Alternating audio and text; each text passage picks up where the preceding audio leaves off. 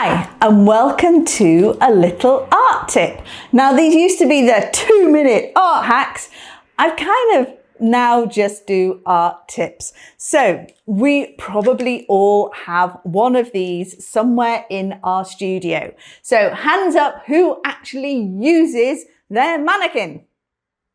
Really? Only that many? Huh. Although it doesn't actually surprise me. Mine has been sat on the shelf for quite a long time. However, they are quite useful. I mean, unfortunately, in this one, the hips don't move, but that's fine because what you can see is how a person would look if they were, say, running. So what are the joints looking like?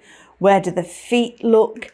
And you can use this to position some little sketches and ideas, because that's what it is.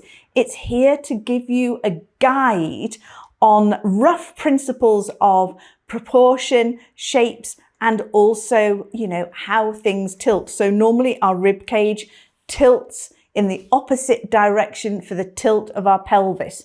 So if we tilt forwards, our pelvis like that, our pelvis usually tilts that way. So you've always got an opposing force there. And these mannequins are quite useful just to see where our balance is, where are our proportions. And if we look, we've got our elbow around our hip waistline, which is of course exactly where it lands in real life, and our hands around mid-thigh. Again, if you put your hand down, that's where they fall.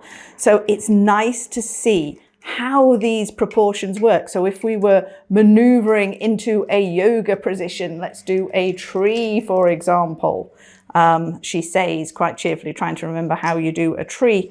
So we've got kind of a yoga position up here. So you can see by posing your mannequin, how much space have I got here above with my hands?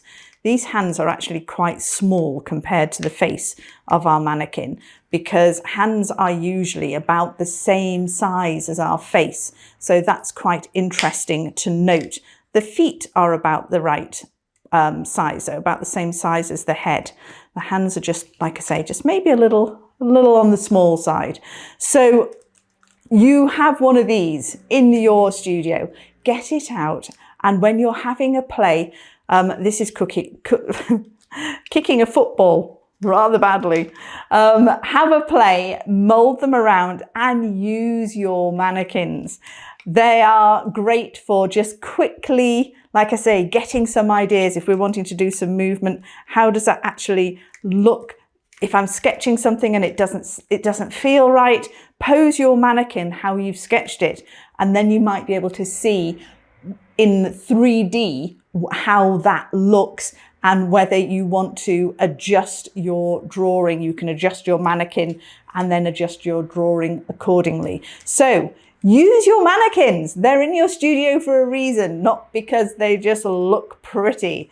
Okay, I will see you again on another, I was going to say 2-minute art hack, then out of habit, but general art hack.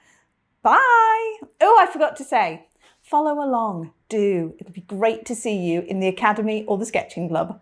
Bye.